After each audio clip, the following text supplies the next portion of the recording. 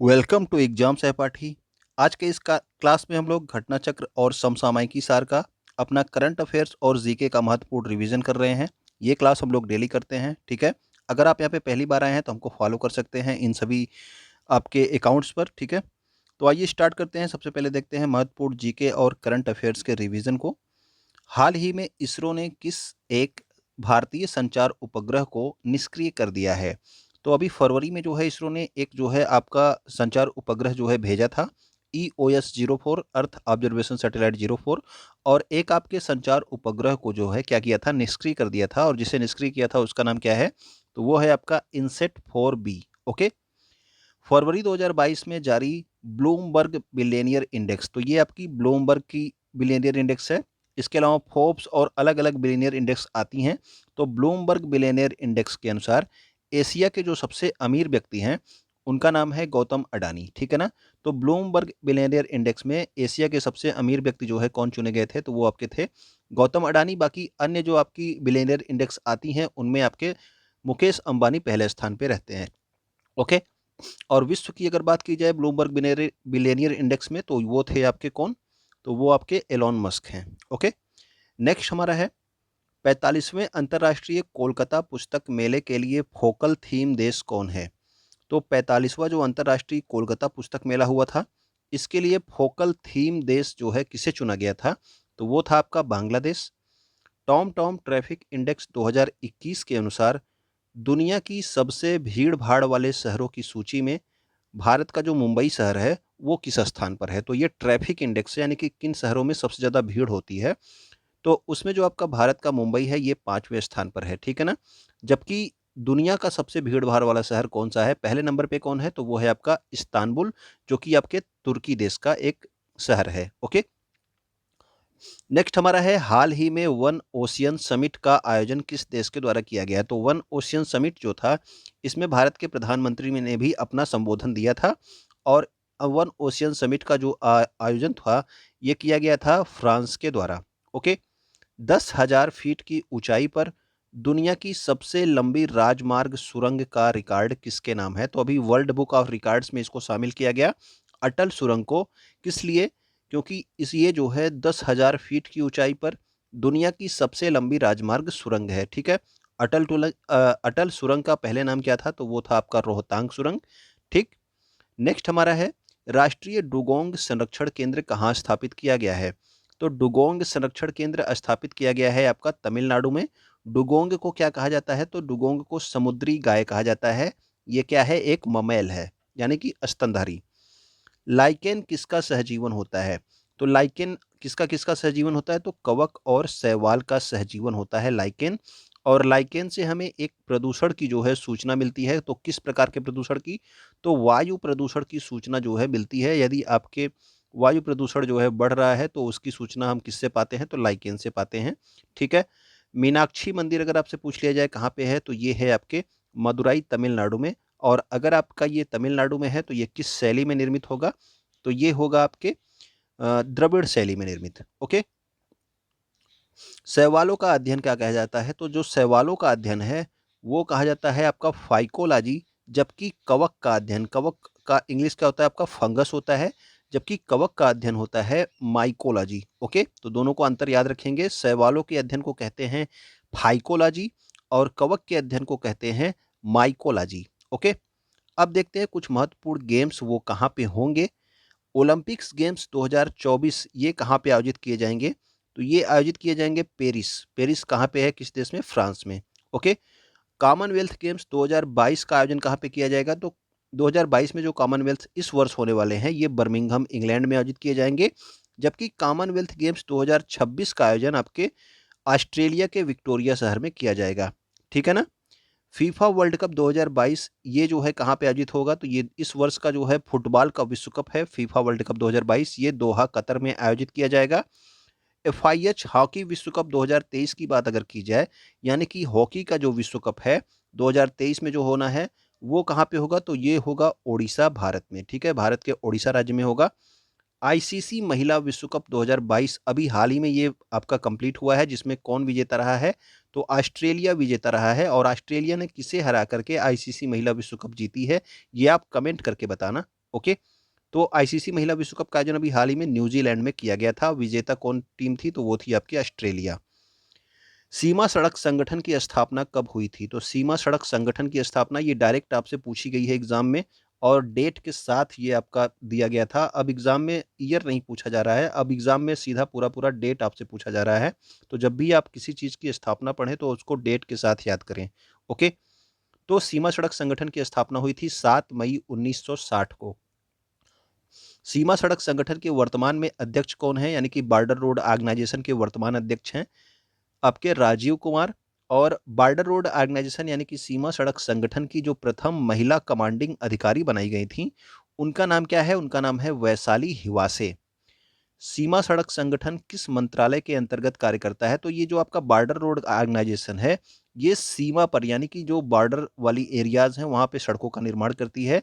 ये आपके रक्षा मंत्रालय के अंतर्गत कार्य करती है।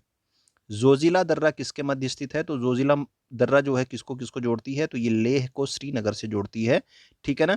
लेह यानी कि लद्दाख आपका, और श्रीनगर कहाँ पे है? जम्मू कश्मीर में। अटल सुरंग, और जिसका पुराना नाम क्या था अटल सुरंग का? तो रोहतांग सुरंग। अभी आपको ये बताया गया कि 10,000 फीट की ऊंचाई पर सबसे लंबी राजमार्ग जो आपकी सुरंग है वो कौन सी है? वो आपकी अटल सुरंग है। और ये लेह को मनाली से जोड़ती है। ठीक है ना। यानी कि लद्दाख को हिमाचल प्रदेश से। नेक्स्ट हमारा है विश्व की सबसे लंबी 2 लेन यानी कि बाई लेन वाली सुरंग, जिसका नाम क्या है? सेला सुरंग। ये कहाँ पे स्थित है? तो सेला सुरंग जो है चीन के पास में बनाई गई है। तो ये आपके अरुणाचल प्रदेश में स्थित है, सेला सुरंग। ओके। भारत के राष्ट्रीय सुरक्षा सलाहकार कौन है? तो उनका नाम आप सबको पता होगा, अजीत डोभाल जो है वर्तमान में भारत के राष्ट्रीय सुरक्षा सलाहकार हैं। एनएसए इसको बोला जाता है शॉर्ट में, नेशनल सिक्योरिटी एडवाइजर। हाल ही में भारतीय थल सेना का 29वां अध्यक्ष किसे नियुक्त किया गया है? तो ये आपके 29वें क्रम के जो है थल सेना प्रमुख हैं। इनका नाम क्या है? मनोज पांडे। ठीक है। तो 29वें थल सेना प्रमुख कौन बनाए गए हैं? तो ये हैं आपके मनोज पांडे।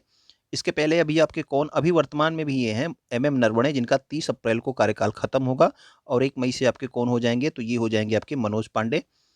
भारत का प्रथम समुद्री सुरक्षा समन्वयक जो है ये किसे नियुक्त किया गया है? तो इनका नाम है जी अशोक कुमार। ये पहली बार जो है समुद्री सुरक्षा समन्वयक नियुक्त किया गया है किसी को, तो नाम याद रखेंगे आप, एग्जाम में आपसे पूछा जा सकता है, जी अशोक कुमार। हाल ही में प्रभावी प्लास्टिक प्रबंधन के जागरूकता के लिए पर्यावरण मंत्रालय ने कौन सा शुभंकर लॉन्च किया है? तो प्रभावी प्लास्टिक प्रबंधन की जागरूकता के लिए जो शुभंकर लॉन्च किया गया है उसका नाम है आपका प्रकृति। ठीक है ना। पर्यावरण मंत्रालय के द्वारा ये लॉन्च किया गया है। वर्तमान में पर्यावरण मंत्री कौन है? अगर आपको याद हो तो आप कमेंट करके बताएंगे। भारत के वर्तमान में मत्स्य पालन, पशुपालन और डेयरी मंत्रालय के मंत्री कौन हैं? तो ये हैं आपके पुरुषोत्तम रूपाला, जो कि वर्तमान में मत्स्य पालन, पशुपालन और डेयरी मंत्रालय के कैबिनेट मंत्री हैं। ओके। विश्व में कुल कितने यूनेस्को ग्लोबल जियो पार्क हैं? तो यूनेस्को ग्लोबल जियो पार्क की बात हो रही है। ठीक है। ये आपके विश्व धरोहर स्थल की बात नहीं हो रही है। यूनेस्को ग्लोबल जियो पार्क पूरे विश्व में 177 यानी कि 177 है। और अप्रैल 2022 में यूनेस्को ने कितने नए यूनेस्को ग्लोबल जियो पार्क की घोषणा की थी? तो ये की थी आपके 8 नए जो है यूनेस्को ग्लोबल जियो पार्क की घोषणा की थी, और इसी के साथ ये कितने हो गए थे? 177। ठीक। तो भारत से ये एक भी जो है आपका यूनेस्को ग्लोबल जियो पार्क नहीं है। ठीक है। ये भी आप याद रखेंगे, कोई भी जो है UNESCO global geo park Bharat से शामिल नहीं है। भ्रष्टाचार को रोकने के लिए जम्मू कश्मीर के द्वारा कौन सा ऐप लॉन्च किया गया था? तो भ्रष्टाचार को रोकने के लिए जम्मू कश्मीर ने सतर्क ऐप जो है लॉन्च किया था। भूमि रिकॉर्ड को सुरक्षित रखने के लिए कर्नाटक सरकार के द्वारा किस ऐप का निर्माण किया गया? तो कर्नाटक सरकार ने भूमि रिकॉर्ड को सुरक्षित रखने के लिए दिशांक ऐप को जो है विकसित किया था। ओके।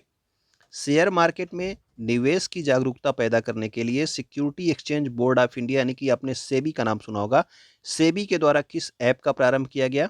तो ये शेयर मार्केट में निवेश की जागरूकता पैदा करेगा, सारथी ऐप है ये। ओके। सारथी ऐप इसका नाम है, सेबी ने जारी किया है। 3 दिवसीय वैश्विक आयुष निवेश एवं नवाचार शिखर सम्मेलन का आयोजन कहाँ पर हुआ है? तो वैश्विक आयुष निवेश और नवाचार शिखर सम्मेलन का आयोजन कहाँ पे? गांधीनगर गुजरात में हुआ है। अभी हाल ही में प्रधानमंत्री नरेंद्र मोदी ने इसका उद्घाटन किया था। प्रधानमंत्री नरेंद्र मोदी ने कहां पर WHO यानी कि विश्व स्वास्थ्य संगठन की global centre for traditional medicine का उद्घाटन किया? तो WHO ने global centre for traditional medicine का उद्घाटन उद्घाटन किया है जामनगर गुजरात में। और WHO के जो आपके हेड हैं टेड्रोस एडहेनोम, इनका नाम जो है प्रधानमंत्री नरेंद्र मोदी ने तुलसी भाई वहां पे रखा था।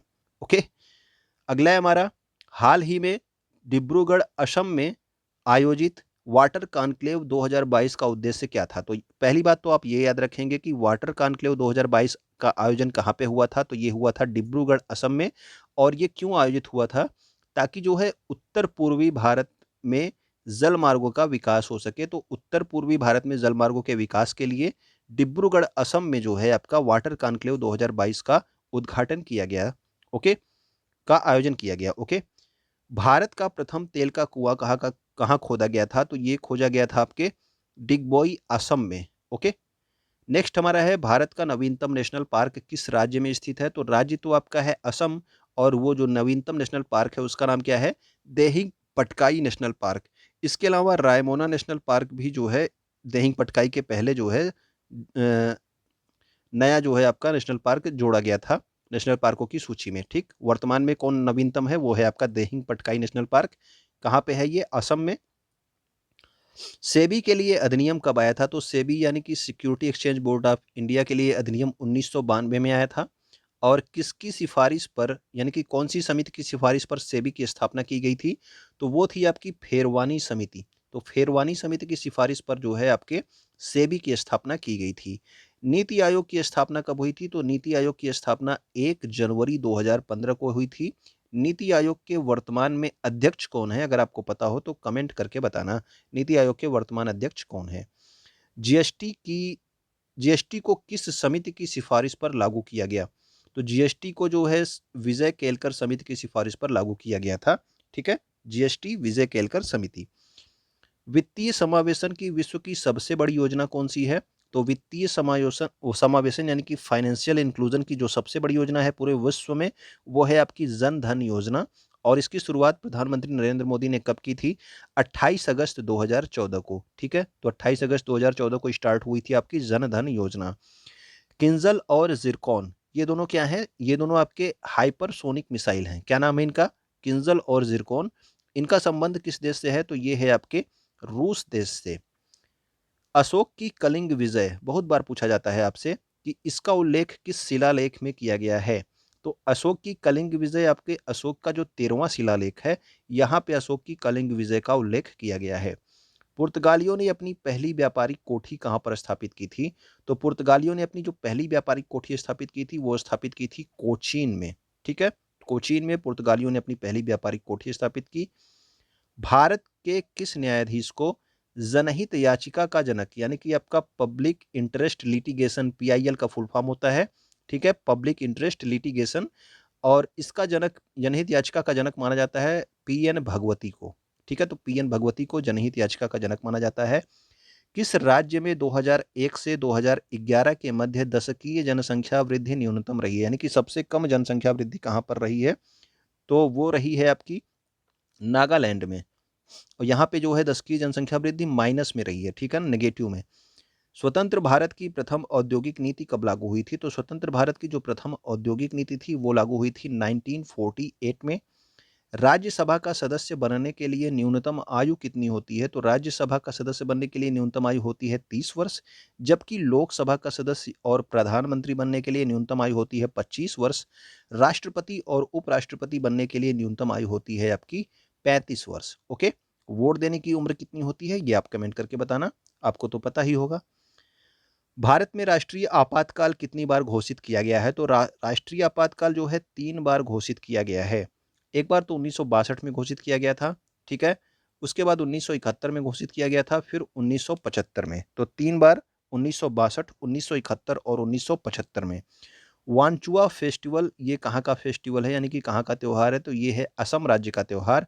कामाख्या माता मंदिर ये कहाँ पे स्थित है? तो ये आपके असम में ही स्थित है कामाख्या मंदिर में, कामाख्या माता मंदिर भी।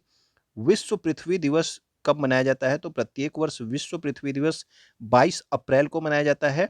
और इस बार की विश्व पृथ्वी दिवस की थीम क्या है? तो वो है आपका invest in our planet. Okay, invest in our planet 2022 की थीम है विश्व पृथ्वी दिवस की। विश्व जैव विविधता दिवस कब होता है? तो ये होता है आपका 22 मई को विश्व जैव विविधता दिवस। अब देखते हैं 22 अप्रैल के कुछ महत्वपूर्ण करंट अफेयर्स को। मत्स्य पालन, पशुपालन और डेयरी मंत्रालय, ठीक है, अभी आपको बताया गया कि पुरुषोत्तम रूपाला इसके मंत्री हैं। इस मंत्रालय ने मछुआरों की आजीविका में सुधार के लिए कहाँ पर समुद्री शैवाल पार्क स्थापित किया, ठीक है। तो समुद्री शैवाल पार्क की स्थापना भी की जाएगी, कहाँ पे, तमिलनाडु में, ठीक। समुद्री शैवाल पार्क कहाँ पे स्थापित किया जाएगा, तमिलनाडु में। लद्दाख और किस राज्य को जोड़ने के लिए सीमा सड़क संगठन द्वारा प्रोजेक्ट योजक, ठीक है, ये प्रोजेक्ट चलाया जा रहा है, इसके द्वारा प्रोजेक्ट योजक कौन चला रहा है, सीमा सड़क संगठन, ठीक है। इसके तहत यानी कि प्रोजेक्ट योजक के तहत दुनिया की सबसे ऊंची सुरंग का निर्माण कहाँ पे किया जाएगा, अभी किया नहीं गया है। अभी आपने सबसे ऊंची सुरंग आपको कहाँ पे बताया गया, 10,000 फीट की ऊंचाई पर अटल सुरंग, ठीक है।